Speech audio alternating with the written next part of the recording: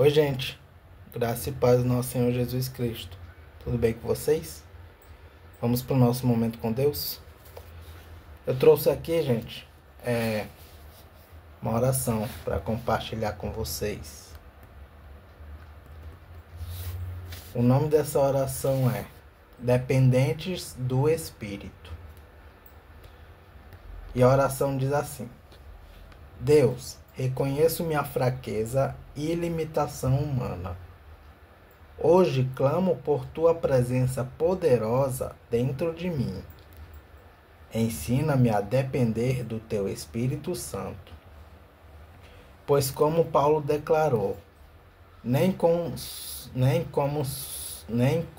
sublimidade de palavras ou de sabedoria, mas com demonstração do Espírito e do poder, é que o coração humano pode ser alcançado.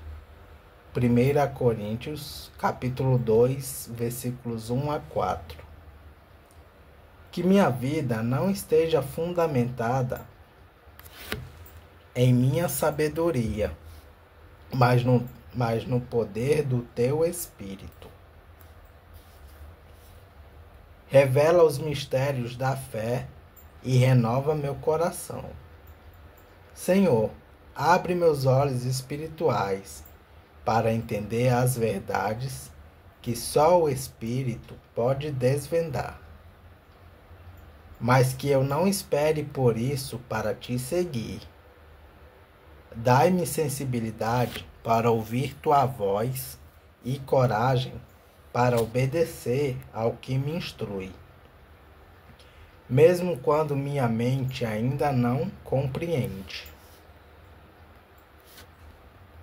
Jesus, o Senhor prometeu que teu Espírito habitaria em nós e seria nosso consolador. Peço para que ele seja meu companheiro constante, para que eu caminhe ao seu lado todos os dias e o siga em cada passo. Quando o medo, a dúvida ou a insegurança vierem, que o teu Espírito me lembre que o teu amor me encoraje. Que teu Espírito me lembre do teu amor e me encoraje a perseverar. Que eu me lembre sempre, não fui salvo para ser guiado pela minha mente limitada, mas pela plenitude do teu amor e graça. Capacita-me a viver para teu reino, conforme o propósito que tens para a minha vida. Guia minhas palavras, minhas ações, desejos e sonhos, e que todos eles tragam edificação, cura e transformação. Que meus atos reflitam a sabedoria e a graça que vem do Senhor, porque a verdadeira fé não se sustenta em emoções, mas no discernimento espiritual que o Espírito concede, como vemos em 1 Coríntios, capítulo 2. Senhor, concede-me humildade e gratidão, sabendo que sem o teu Espírito nada posso fazer. Que eu reconheça diariamente que minha força, minha fé e minha missão vem de ti. E assim, com o coração rendido, eu te glorifique, não por minhas obras, mas pela tua vida fluindo em mim. Em nome de Jesus eu oro. Amém. Amém. Vamos para o devocional em Spurgeon.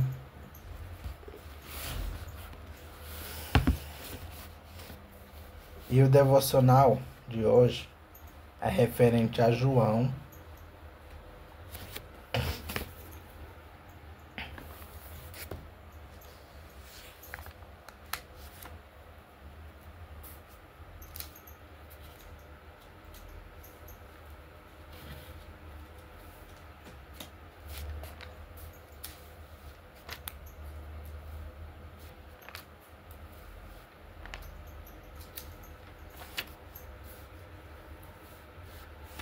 João capítulo 17, versículo 17.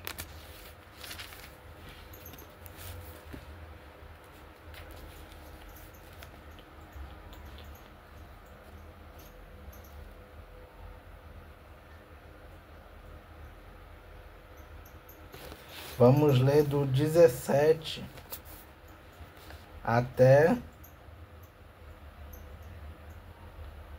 o 19. Versículo 17 até o 19 de João, capítulo 17. Diz assim a palavra do Senhor.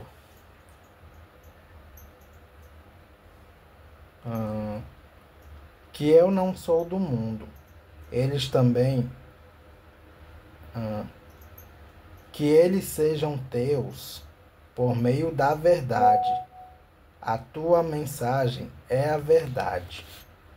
Novamente. Que eles sejam teus por meio da verdade. A tua mensagem é a verdade. Versículo 18. Assim como tu me enviaste ao mundo, eu também os enviei. Em favor deles, eu me entrego completamente a ti. Faço isso para que de fato eles também sejam completamente teus. Amém.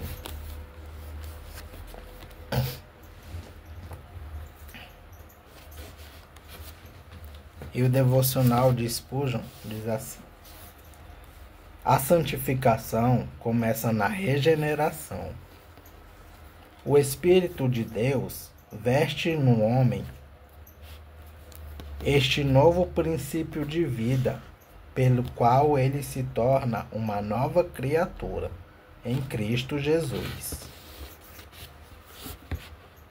Esta obra, que começa no novo nascimento, é exercida de duas maneiras: mortificação, pela qual os desejos da carne são subjugados e mantidos assim, e vivificação, pela qual a vida que Deus colocou em nós torna-se uma fonte de água jorrando para a vida eterna.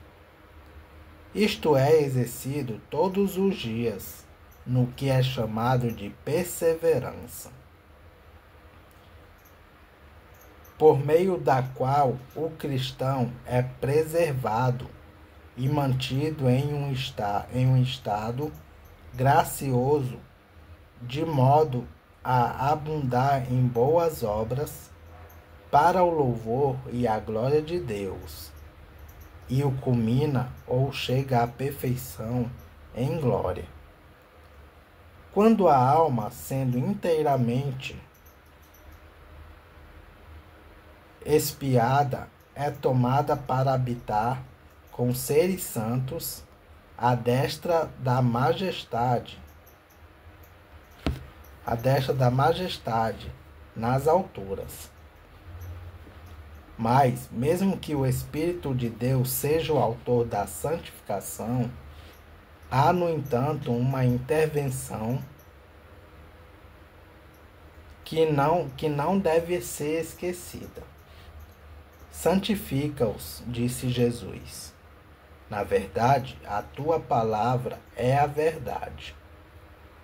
As passagens das Escrituras que provam que o instrumento de nossa santificação é a palavra de Deus são muitas. O Espírito de Deus traz às nossas mentes os preceitos e as doutrinas da verdade e os aplica com poder. Estes chegam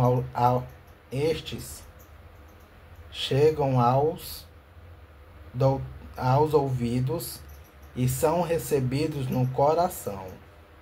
Trabalham em nós o querer e o efetuar, segundo a boa vontade de Deus. A verdade é o santificador. E se não ouvirmos ou lermos a verdade, não cresceremos em santificação. Só progredimos no viver conforme progredimos na compreensão sã. Lâmpada para os meus pés é a tua palavra, e luz para os meus caminhos. Com relação a um erro, não diga, é simplesmente uma questão de opinião. Nenhum homem que tolera um erro de opinião escapa de cedo ou tarde tolerar um erro na prática. Interessante isso, gente. Nenhum homem que tolera um erro de opinião escapa de cedo ou tarde tolerar um erro na prática. Verdade. Apegue-se firmemente à verdade, pois em fazê-lo você será santificado pelo Espírito de Deus. Amém.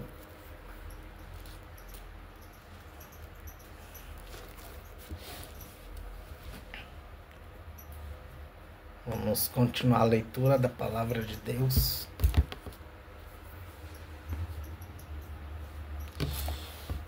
E hoje vamos iniciar o livro de Jó.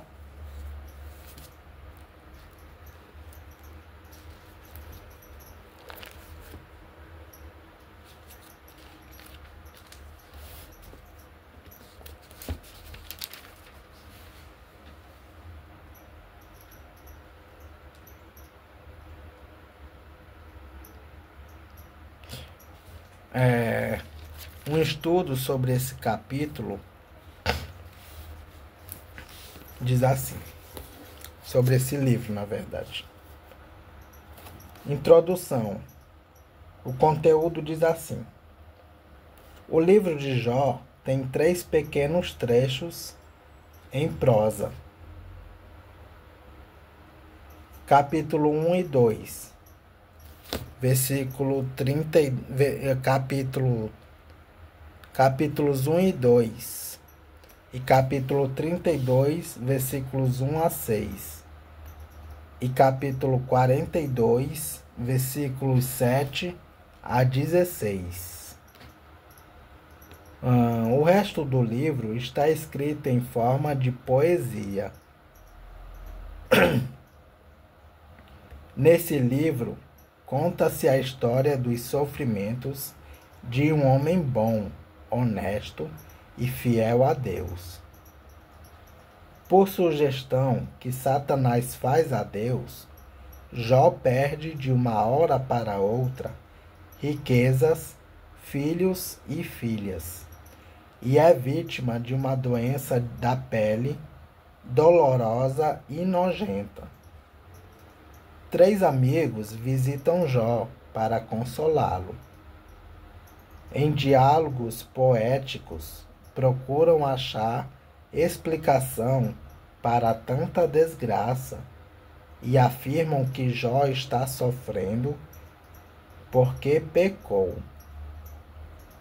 Mas Jó reage contra essa opinião, afirmando que sempre foi um homem bom e honesto.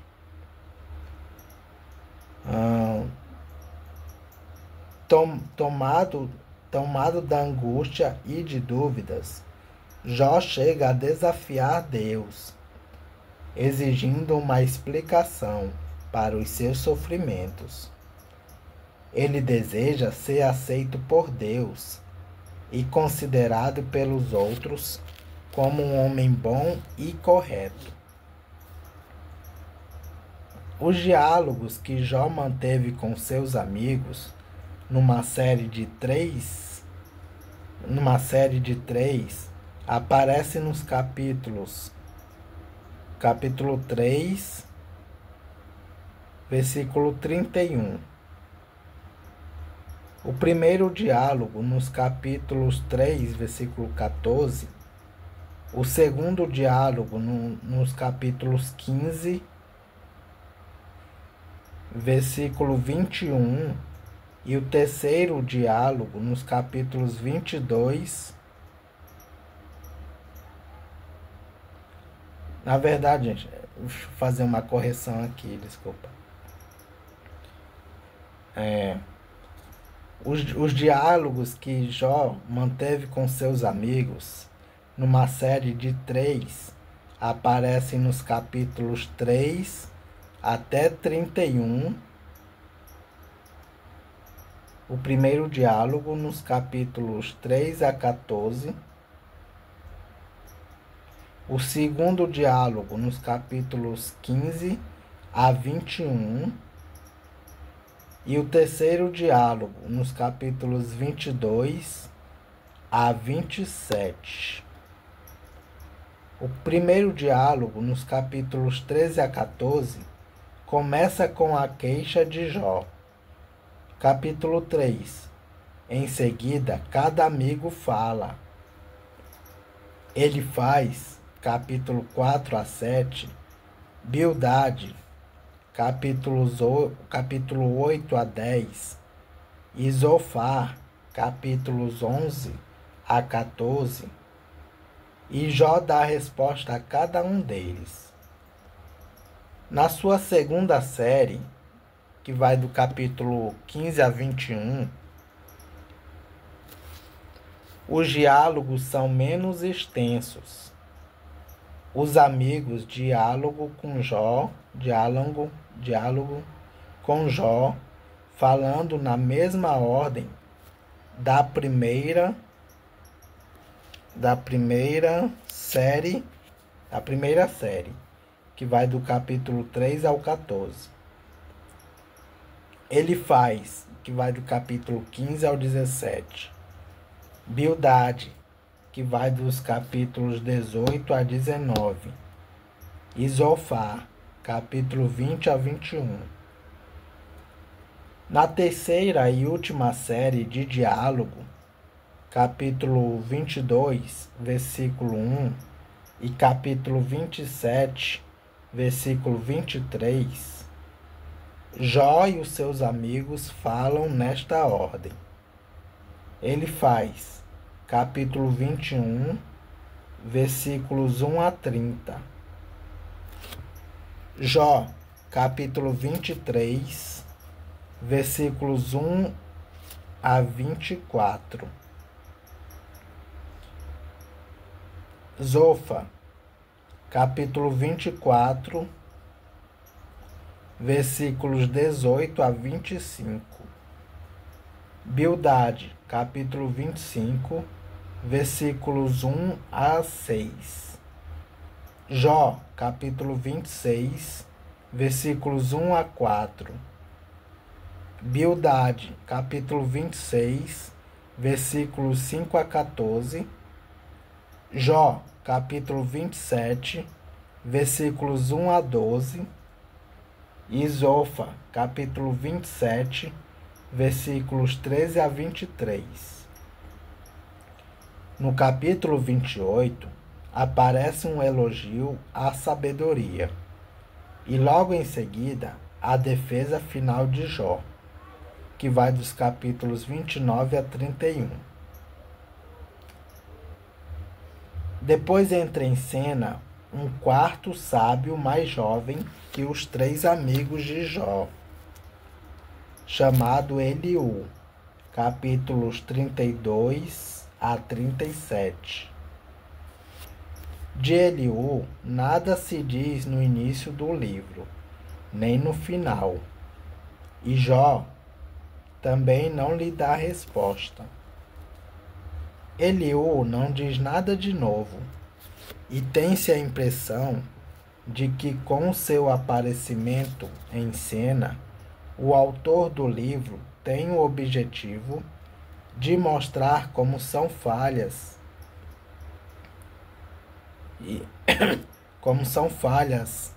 e inadequadas as explicações que foram dadas para o problema do sofrimento humano. Segue-se então um diálogo entre Deus e Jó, capítulo 38, versículo 1 e capítulo 42, versículo 6, no qual Jó fala muito pouco, capítulo 40, versículos 3 a 5 e capítulo 42, versículos 1 a 6. E Deus não discute com Jó o problema do sofrimento humano. Eles falam sobre a sua própria sabedoria ele fala sobre a sua própria sabedoria e sobre o seu poder. E finalmente Jó se arrepende de haver usado contra Deus palavras duras e violentas, frutos da sua ignorância. No fim da história, Deus repreende os amigos de Jó por não terem entendido a razão do seu sofrimento e por haverem defendido ideias erradas a respeito dele. Deus muda a situação de Jó, abençoando-o mais que no começo da sua história. Autoria e data. O autor deste livro é desconhecido. Dele sabemos 3 coisas. Ele era um israelita, morava fora da terra de Israel, Jó, capítulo 1, versículo 1, e pertencia à classe dos chamados sábios. Assim quanto ao conteúdo, Jó é um livro de sabedoria.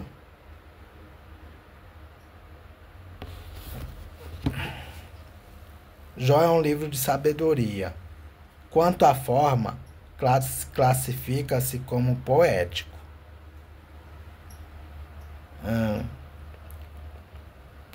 Vê na introdução livros de sabedoria aos livros poéticos, capítulo 2, versículo 2, capítulo 2, versículos 3 e 1. Versículos 3, capítulo 2, capítulo 3 e capítulo 1. E capítulo 3, versículo 1. Não se sabe quando o livro de Jó foi escrito.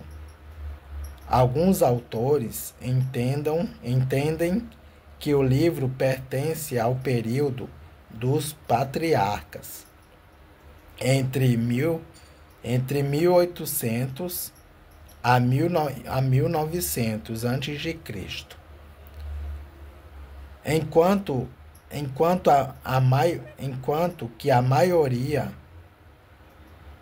o focaliza no 5º século, entre 400 e 500 a.C. Mensagem do livro. Os amigos de Jó, nas suas falas, refletem o pensamento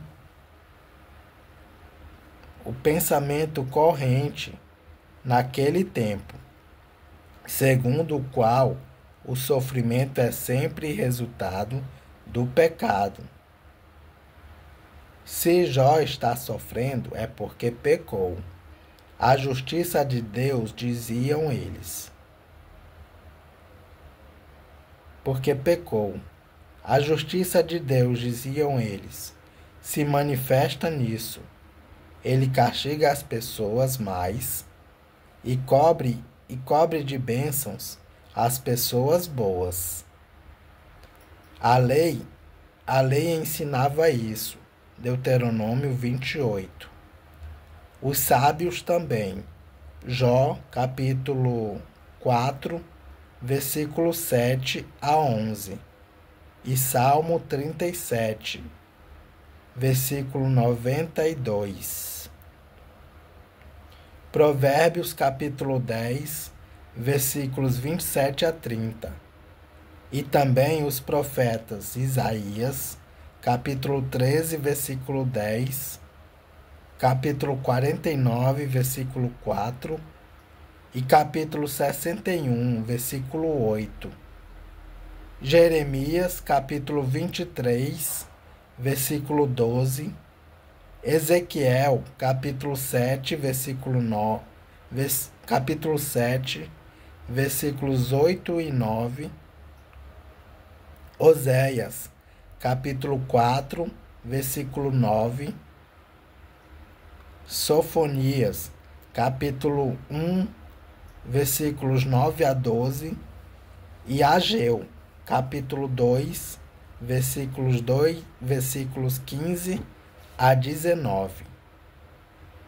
Jó também acreditava na justiça de Deus, mas no seu modo de pensar, Deus estava sendo injusto para com ele. Por ser um homem bom, que procurava não fazer nada que fosse por fazer nada que fosse errado. Capítulo 1, versículo 1. Ele não merece ser castigado. De outro lado, em outras partes, no Antigo Testamento, estão registradas queixas de uma aparente injustiça cometida por Deus, quando deixa de punir pessoas que têm cometido maldades. Salmo 73. Eclesiastes, capítulo 3, versículos 16 e capítulo 4, versículo 3. Jeremias, capítulo 12, versículos 1 a 4.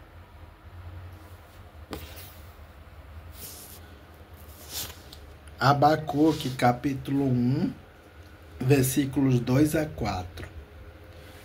O autor do livro de Jó entende que nem sempre o princípio da retribuição divina se aplica em casos de sofrimento humano. Em geral, é verdade que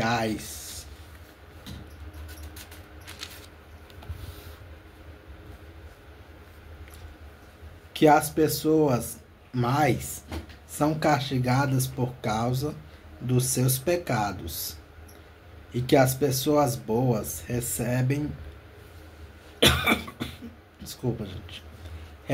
bênçãos de Deus. Mas esse princípio não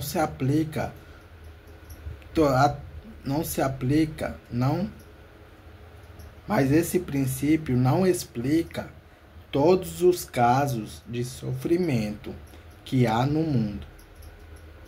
Nem sempre as pessoas pagam aqui no mundo pelos seus pecados. E nem sempre as pessoas boas são recompensadas neste mundo com bênçãos e prosperidade. Nas suas respostas a Jó, capítulo 38, versículo 1 e capítulo 40, versículo 2 e capítulo 40, versículo 6 e capítulo 41, versículo 34, Deus fecha a questão dizendo que a sabedoria dos seres humanos é muito limitada para compreender os caminhos de Deus, a sua sabedoria e o seu poder.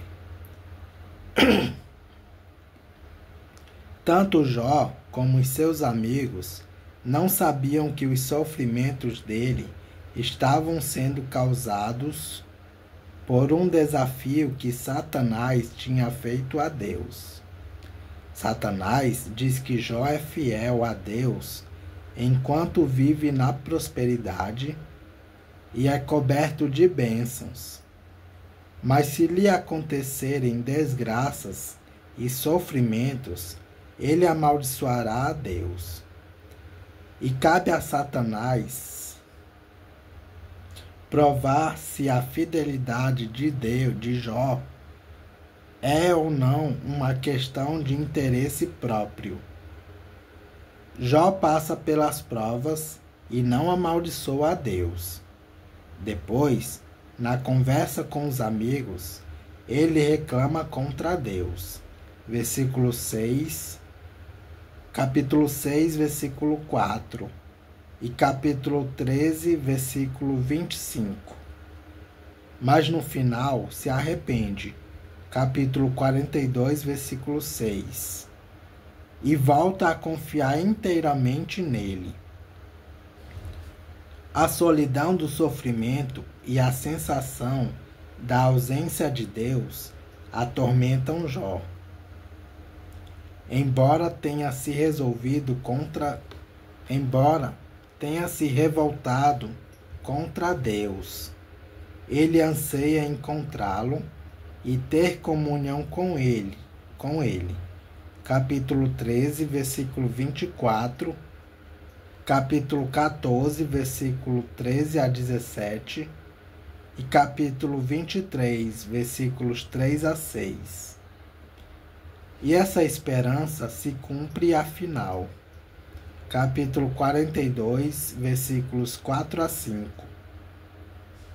A solidão de Jó traz ao cristão a lembrança da figura solitária e desprezada do servo, o Filho de Deus que na cruz sofreu por nós, carregando sozinho o peso dos pecados de todos nós. Isaías, capítulo 52, versículo 13 e capítulo 53, versículo 12. Num desamparo da cruz, sentindo a mesma angústia do salmista, Jesus gritou bem alto: meu Deus, por que me abandonaste? Marcos, capítulo 15, versículo 34 e Salmo 22, versículo 1. O sofrimento das pessoas boas é um mistério. Os amigos de Jó pensavam erradamente que ele sofria porque havia pecado, mesmo em segredo, e que o resultado disso era o castigo divino. Jó, por sua vez, pensava que, no seu caso, Deus estava cometendo uma injustiça. Mas nas respostas de Deus a Jó, o autor do livro torna claro que a sabedoria e as ações do Deus Todo-Poderoso não podem ser compreendidas pelo ser humano, que é limitado. Há mistérios como, por exemplo, o sofrimento de certas pessoas que nós não podemos entender. Os que sofrem assim têm de se conformar com o que Deus faz. Ele dirige todas as coisas, embora suas decisões às vezes estejam além da nossa capacidade de entender. Assim, Jó no final tem um encontro com Deus. E quando Deus fala,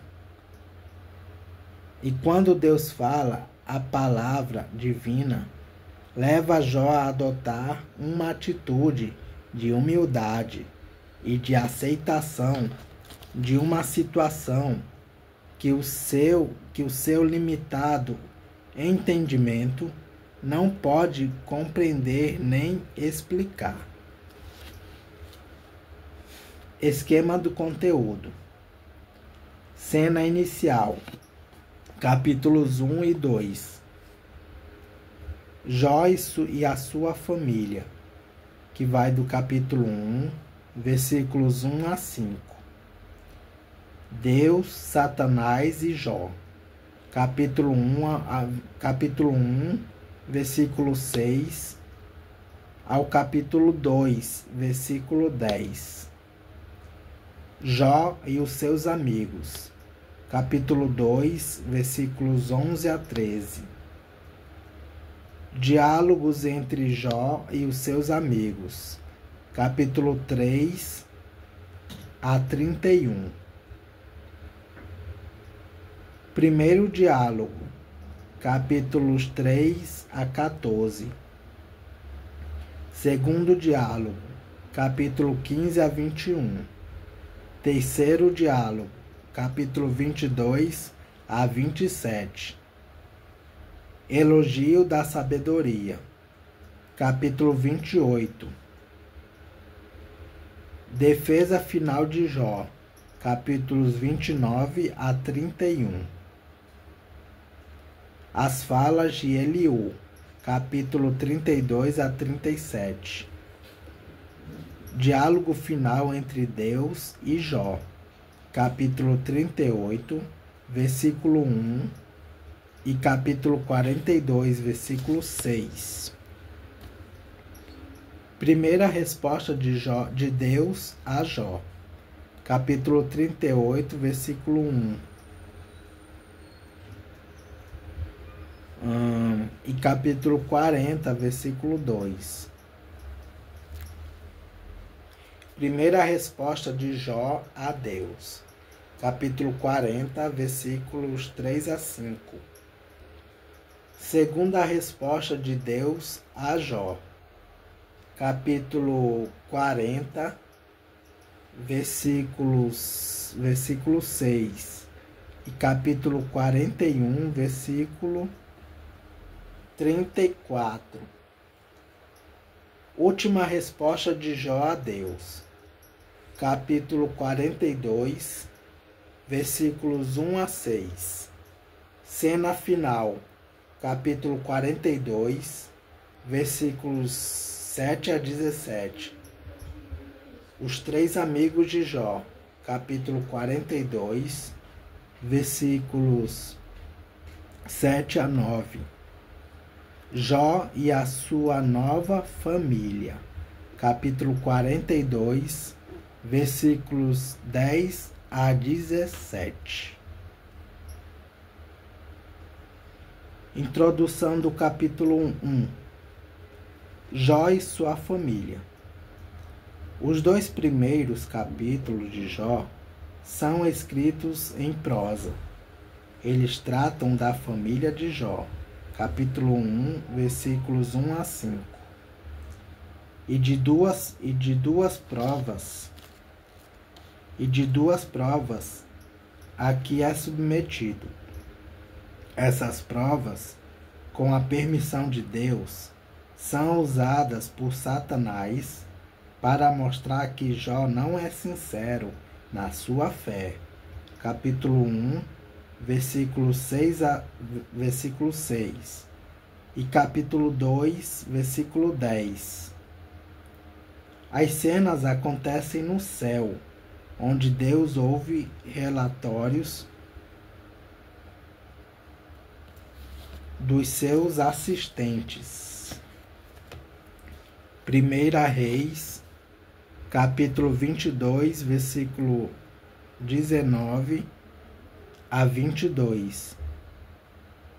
E em seguida, três amigos vêm para consolar Jó no seu sofrimento. Capítulo 2, versículos 11 a 13. O livro de Jó começa falando sobre o caráter, a família e a posição social de Jó.